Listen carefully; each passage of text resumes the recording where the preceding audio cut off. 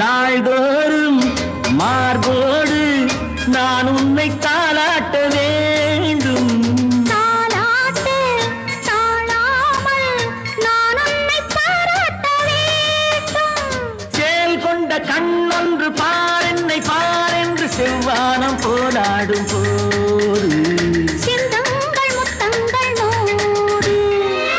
அந்த நூற்றாண்டு சிற்பங்களும் உங்கள் பக்கத்திலே வந்து நின்றாலும் ஈரில்லை யாரு போடும் வெட்கத்திலே.